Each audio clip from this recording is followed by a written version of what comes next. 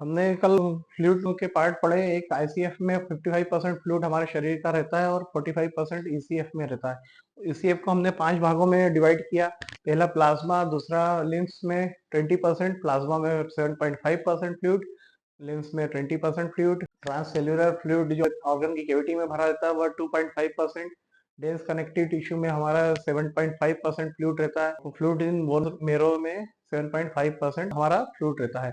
हम फ्लूइड पढ़ रहे थे, उसमें हम आज चर्चा करेंगे कि बोन्स में हमारा कितना फ्लूइड रहता है। अगला फ्लूइड कौन सा? Bone marrow.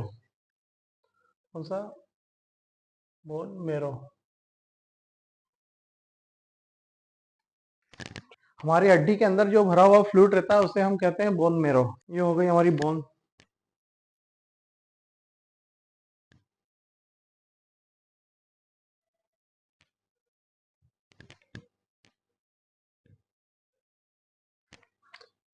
ये बोन, ठीक है, के अंदर की कैविटी, उनके अंदर की कैविटी, ठीक है। इसके अंदर भरा रहता है एक फ्लूइड जिसे हम बोलते हैं बोन मेरो, ठीक है। एक फ्लूइड जो बोन के अंदर भरा होता है इसे हिंदी में हम अस्थि मज्जा बोलते हैं। क्या बोलते हैं? अस्थि मज्जा, बोन मेरो को, ठीक है। इस फ्लूइड को हम बोलते हैं अस्थि मज्जा हिंदी में। ये बनता है ये फ्लूइड दोस्तों, तो ये ब्लड से फिल्टर होकर बोन में इकट्ठा हो जाता है ये फ्लूइड। इसमें बहुत सारा कैल्शियम और फॉस्फेट होता है और ये लिपिड का होता है, मतलब ऑयली रहता है थोड़ा ये फ्लूइड। तो हमने क्या कहा, यहाँ पर बहुत सारा ऑयल का डिपॉजिट रहता है और उस फेट में प्रेजेंट होते हैं क्या? कैल्शियम और फॉस्फेट, है ना।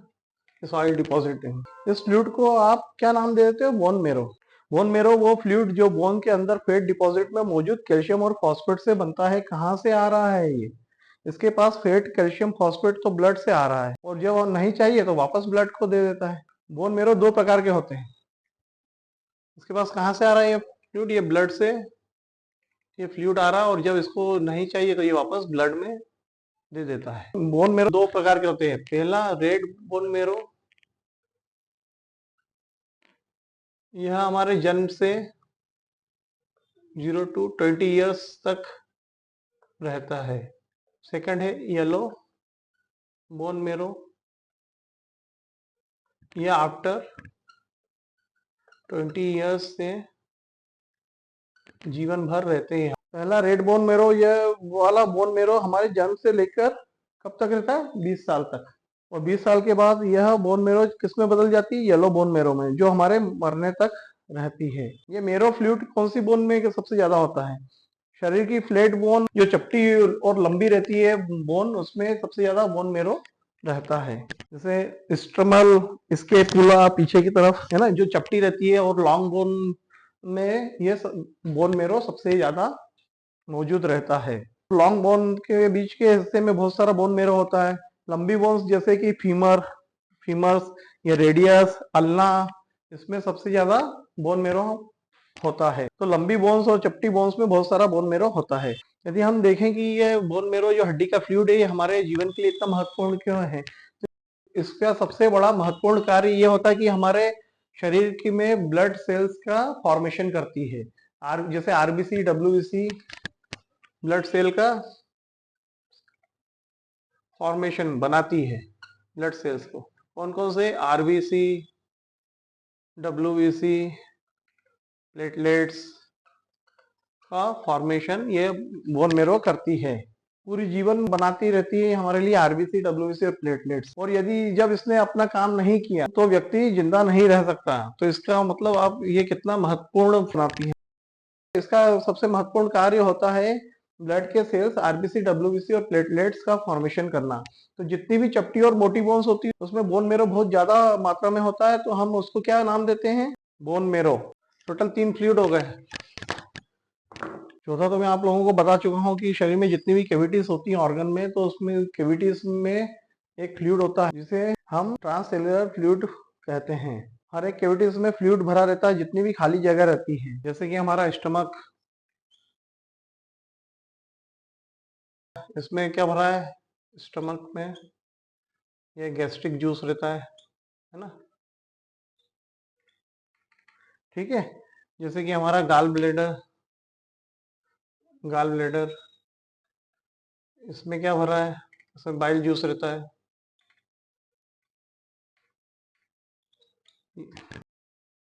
जैसे कि हमारा ब्रेन में क्या रहता है, CSF, है ना, फ्लूइड। ब्रेन में कौन सा फ्लूइड रहता है, CSF, स्पाइनल फ्लूइड। जैसे कि हमारा ब्रेन में CSF, सेरिब्रो स्पाइनल फ्लूइड। ये हमारा ब्लड वेसल्स हो गए, हमारे ब्लड वेसल्स हो रहे हैं। ये गैस्ट्रिक ग्लैंड, कौन से ग्लैंड, यहाँ इस ग्लैंड में ये ब्लड से छन कर आया, तो ये ग्लैंड ने गैस्ट्रिक जूस बना लिया। जितनी भी शरीर के ऑर्गन की कैविटी में फ्लूइड भरा रहता है उसे हम कहते हैं ट्रांस सेल्यूलर फ्लूइड, जो हमारे ACF का करीबन 2.5% है। फिर सबसे लास्ट वाला fluid in dense connective tissue. Fifth कौन सा है, यहाँ वहां बिखरा हुआ फ्लूइड, जिसे हम कहते हैं fluid in dense connective tissue. हमारे शरीर में बिखरा हुआ फ्लूइड रहता है, पांचवा मिनिमम अमाउंट में रहता है। तो ये 5 प्रकार के फ्लूइड की मदद से हमारे शरीर में होम्योस्टेसिस होता है। क्या होता है, होम्योस्टेसिस। ठीक है, हमारे शरीर का बैलेंस बनता है। स्टेसिस मीन्स शरीर का बैलेंस बना हुआ है। फ्लूइड का यही महत्व होता है कि यह हमारे शरीर का बैलेंस बनाए रखने में हमारी मदद करता है फ्लूइड, है ना। कैसे, हमने कहा कि हमारा शरीर एक फिक्स तापमान पर, फिक्स बैलेंस पर कार्य करता है। तो वो कैसे करता है, हमारे शरीर में डिफरेंट टाइप्स की फिजियोलॉजिक एक्टिविटी चलती है। ठीक है, शरीर में अलग अलग प्रकार से दिन भर एक्टिविटी का कार्य लगातार होता रहता है। कौन करता है ये कार्य, तो हमारे शरीर के प्रत्येक सेल, कौन करता है, हमारे शरीर के प्रत्येक सेल यह फिजियोलॉजिक एक्टिविटी करते हैं। तो दिन भर सेल अपने अलग अलग प्रकार के कार्य करते चले जाते हैं। अच्छा, सेल सेल्फिश हो गया, वह केवल खुद के लिए कार्य करेगा। सेल सेल्फिश होता है, वह खुद के लिए कार्य करता है, हमारे शरीर के लिए कार्य नहीं करता। परंतु जब सेल सही कार्य करते हैं तो हमारे बॉडी भी हमारे सही कार्य करती है। ये सेल हो गया है ना, तो इसको अपने अंदर का वातावरण मेंटेन करना है। उसके अंदर के वातावरण को क्या बोलेंगे हम, मिलियर इंटीरियर। इसके अंदर के वातावरण को क्या बोलेंगे, मिलियर इंटीरियर। सेल के अंदर के वातावरण को क्या बोलते हैं, मिलियर इंटीरियर। सेल अपने अंदर के वातावरण को मेंटेन करना होता है। तो सेल को कोई शरीर थोड़ी चलाना है, उसे अपने आप को मेंटेन करना होता है। ठीक, वह मेंटेन रहेगा तो शरीर मेंटेन अपने आप हो जाएगा। यह हो गया इंटीरियर इन्वायरमेंट।